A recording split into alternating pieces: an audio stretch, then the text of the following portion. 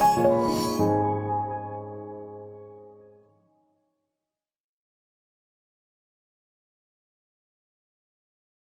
आज हम बात करेंगे कि आदमी को अपने जीवन का योद्धा होना चाहिए, अपने जीवन का महायोद्धा होना चाहिए। शेर जो है ना जंगल का राजा होता है। आई थिंक सब जानते हैं शेर जंगल का राजा होता है, इसलिए नहीं कि वो शक्तिशाली होता है। शक्तिशाली होता है इसलिए उसको राजा नहीं कहते। शक्तिशाली तो हाथी भी होता है, इसलिए भी नहीं कि वो बहुत खतरनाक होता है। राजा इसलिए कहा जाता है क्योंकि वो राजा की सी तरह जीता है। मतलब उसका लाइफ जो होता है किंग साइज लाइफ होता है, जिस तरह से राजा जीता है।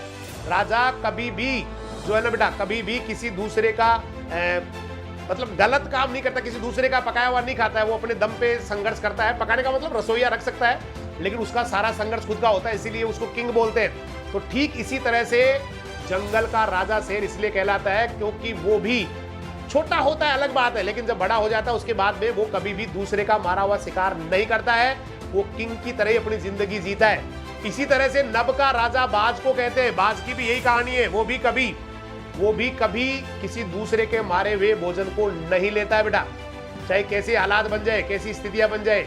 वो नभ का राजा है, वो कभी अपना शिकार खुद करता है। और बाज तो इतने शक्तिशाली होते हैं बेटा कि बड़ी बड़ी जो भेड़ होती है, बकरियां होती है, उनको पंजों से पकड़ के उठा ले जाते हैं। बल्कि यूं कहे कि छोटा बच्चा उसको उठा के ले जाते हैं, इतना शक्तिशाली होता है। इतने जबरदस्त उसकी उड़ान होती है, इतनी जबरदस्त उसके पंख होते हैं, इतना जबरदस्त उसकी पकड़ होती है, इतनी जबरदस्त उसकी चोंच होती है। तो ये है जो राजा की जिंदगी जीते हैं। और कुछ ऐसे भी होते हैं वहीं पे उस जंगल में, उसी आकाश में, जो बिल्कुल दूसरों के मारे हुए पे निर्भर रहते हैं। वो इंतजार करते हैं कब कोई मारेगा, कब मैं उसको ले लूंगा।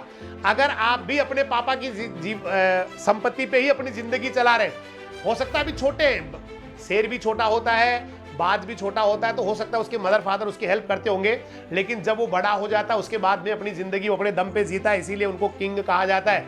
और आप भी अभी छोटे, हो सकता है मदर फादर आपको हेल्प कर रहे होंगे, आपका जो है ना पालन पोषण कर रहे होंगे, परवरिश कर रहे होंगे, लेकिन बड़ा होने के बाद में भी अगर आप यूं ही रहते हैं तो बेटा फिर तो आपको एक गीदड़ वाली, या यूं कहेगी गीदड़ की जिंदगी जीने वाला ही माना जाएगा। शेर तो आपको कभी नहीं कहा जाएगा, क्योंकि शेर कभी भी किसी दूसरे का मारा हुआ शिकार नहीं लेता है।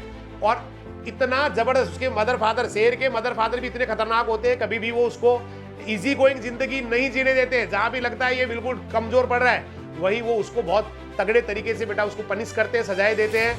कई बार तो वो, मैंने एक बार पहले प्रोग्राम बताया था कि शेर शेरनी कहीं जा रहे हैं और बीच में नाला आ गया, शेर भी निकल गया, शेरनी भी निकल गई, लेकिन उसका बच्चा फंस गया। तो कभी भी शेर शेरनी उसको बाहर नहीं निकालते हैं, वो उसको वही खत्म कर देते हैं। उसी तरह से बाज जो होता है, बाज जो ईगल होता है, बाज होता है, उसको भी इसी तरह की ट्रेनिंग दी जाती है।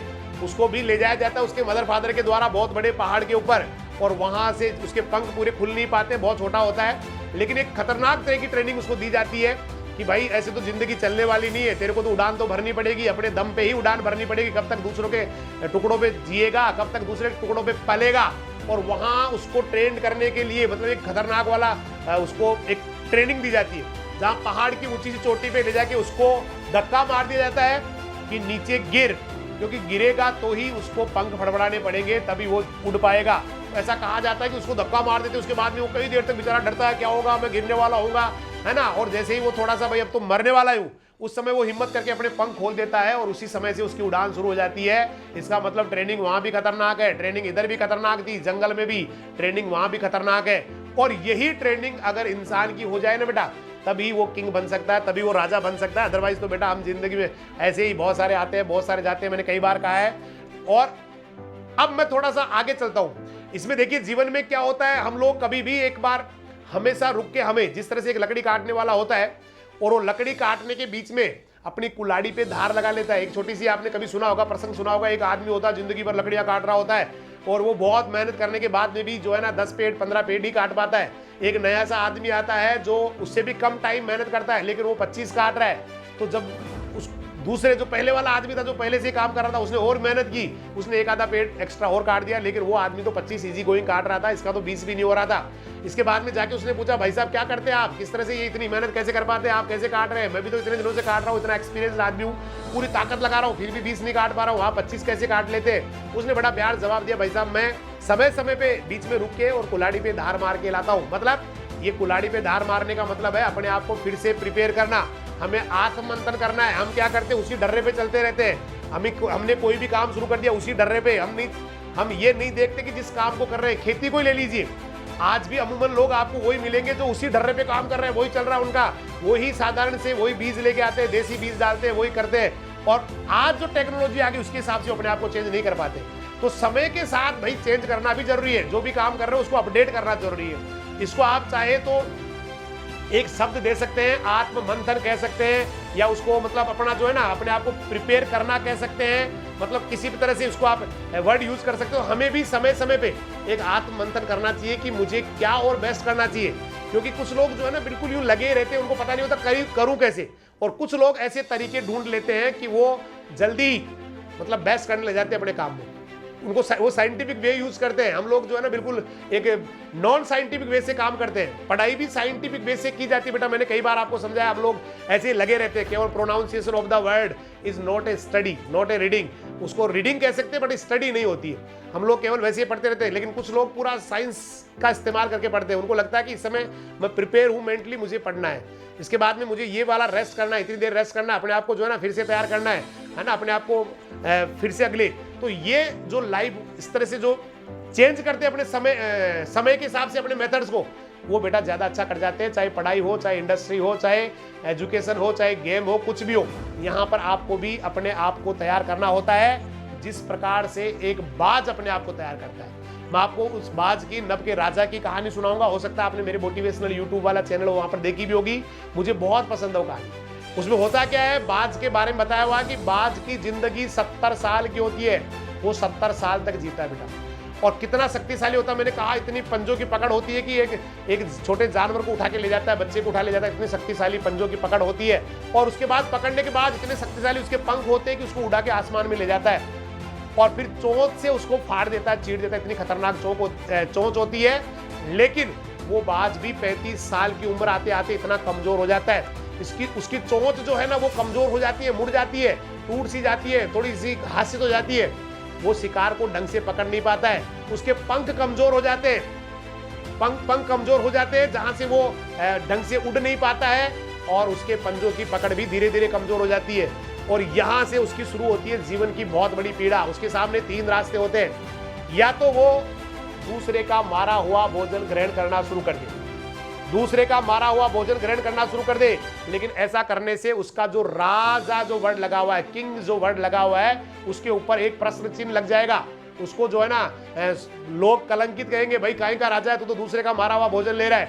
एक उसके पास रास्ता होता है कि वो अपने आप को खत्म कर दे, सुसाइड कर ले, आत्महत्या कर ले, अपने आप को बिल्कुल मार दे।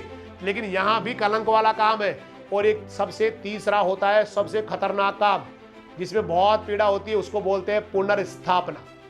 बहुत ही खतरनाक काम होता है पुनर्स्थापना। इस वर्ड को याद कर लेना बेटा, पुनर्स्थापना, जो इतना खतरनाक होता है कि आप सोच नहीं सकते। लेकिन वो सबसे खतरनाक ही चुनता है, वो सबसे खतरनाक वाले काम को ही चुनता है, वो पुनर्स्थापना को चुनता है, जहां से शुरू होती है उसकी पीड़ा। देखिए पुनर्स्थापना में वो क्या करता है, वो चला जाता है एक पहाड़ के ऊपर, जो सबसे ऊंचा पहाड़ होता है, चोटी होती है, पर्वत होता है उसके ऊपर, और वहां जाके एक घोंसला बनाता है। उसके बाद में सबसे पहले अपने जो नाखून होते हैं, नखर होते हैं, जिनसे पकड़ कमजोर हो चुकी है, सबसे पहले उनको तोड़ता है पत्थरों पे मार मार के। पूरा शरीर उसका जो नाखून होते हैं वो लहूलुहान हो जाते हैं, पूरा खून से सन जाते हैं। उसके बाद में शुरू होती है पीड़ा नंबर 2। अपने पंखों को खींच खींच के निकाल देता है, पूरे चोंच से पकड़ पकड़ के सारे पंखों को निकाल लेता है, और वहीं बैठा रहता है। इतनी बुरी हालत, इतनी यह है पुनर्स्थापना, सबसे खतरनाक वाला रास्ता। और थोड़े दिनों में ही उसके जो है ना नखर निकल के आ जाते हैं, नाखून निकल के आ जाते हैं। उसके बाद थोड़े दिनों बाद में जो पंख निकले हुए, वो जो पंख निकाल दिए उसने, तोड़ के बाहर निकाल दिए थे, वो पंख भी वापस आ जाते हैं। अब बचती है चोंच, तो चोंच को भी पूरा मार मार के उस पत्थर पे ठाक मार मार के, जोर जोर से मार मार के अपनी चोंच को भी घायल कर लेता है, पूरा चोंच भी तोड़ लेता है। तो ये आप सोच सकते हैं कितनी पीड़ादायी काम होता है। अपने खुद के पंखों को, जैसे अपने बालों को नोच नोच के निकाल रहे हैं हम, या अपने जो है ना हाथों को, अंगुलियों को खींच खींच के निकाल रहे हैं, इतना भयंकर वाली पीड़ा। लेकिन बावजूद भी उसके, क्योंकि वो किंग है, वो राजा है, और राजा की जिंदगी उसको जीनी है, इसलिए वो सबसे खतरनाक वाला रास्ता पुनर्स्थापना चुनता है। लेकिन कुछ दिनों बाद में चोंच, पंख, सारी चीज उसके आ चुकी होती है, और वो बाकी की 35 साल की बची हुई जिंदगी को भी राजा की तरह जीता है।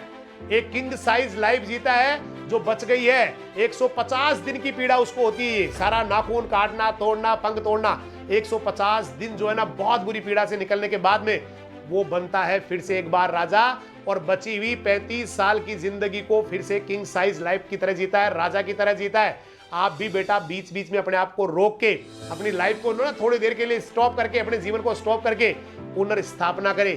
क्योंकि आप और हम वो वाला रास्ता चुन लेते हैं जो बहुत ईजी होता है। वहां लगता है कि ये तो बहुत ही खूबसूरत रास्ता है, फूल बिछे हुए, यहाँ तो मजा आने वाला है।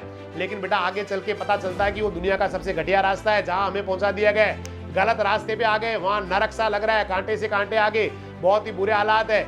और एक वो वाला रास्ता होता है जहां लगता है मैं कैसे कर पाऊंगा, मैं कैसे इस रास्ते पे चल पाऊंगा, ये होगा कि नहीं मेरे से, मुझे यहाँ से कुछ मिलेगा कि नहीं।